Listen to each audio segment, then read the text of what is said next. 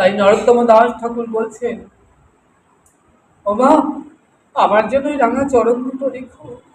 আমি কি করব জানো? আমি নয়ন জলে কেঁদে কেঁদে ওই গৌরীর রাঙা চরণ দুটি ধোয়াই দেব। আমার তো অপরাধীর দেহ, অপরাধীর শরীর, তাড়াতাড়ি মা ধোয়াই দেব। অপরাধের তাপ লেগে নয়ন জলে যদি শুকায় যায়, তাহলে তো আর ওই রাঙা চরণ ধুইয়ে মুছানো হবে না মা। তাই মা তাড়াতাড়ি করতে হবে। গৌর হরি আজকে নরহরি ওই রাঙা চরণ মুছাই দেবেন। কি করলেন? রাঙা চরণ নয়ন জলে কেঁদে কেঁদে মুছাই দিলেন। নরহরি ক্ষীর স্বরে নবনী মুখে তুলে দিলেন গৌরকে, আর গৌরকে বক্ষে জড়িয়ে ধরলেন। হা গৌর, প্রাণ গৌর বলে আজ উচ্চস্বরে কাঁদে গোড়া জীবের লাগিয়া, চেতন করেন জীবেরে কৃষ্ণ নাম দিয়া।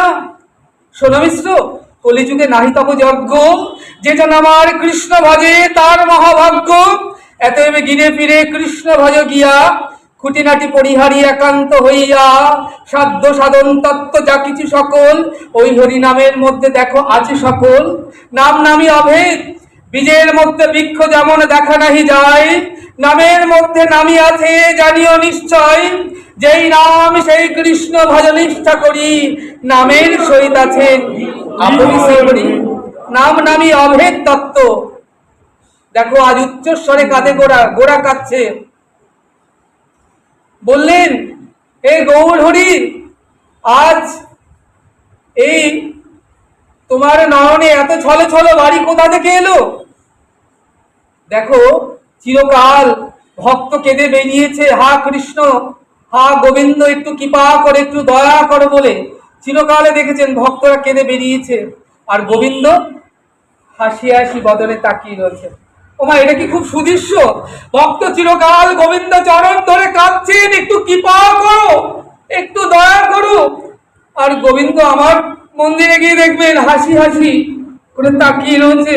ওমা, আপনার চরণ ধরে কেউ কাঁদছে আছালি বিছালি হয়ে, একটু দয়া করো, একটু কৃপা করো, আর আপনি হাসি হাসি মুখ করে তাকিয়ে রয়েছেন। এটা সুদৃশ্য না। তাই গৌরহরি মনে মনে চিন্তা করছেন, নিজে আচরিয়ে ধর্ম জীবের শেখায়, নিজে না আচরিলে ধর্ম কবু জীবের শেখানো না যায়। তাই আমি জীবকে নিজে আচরণ করে ধর্ম শেখাবো, কেমন করে কাঁদতে হয়।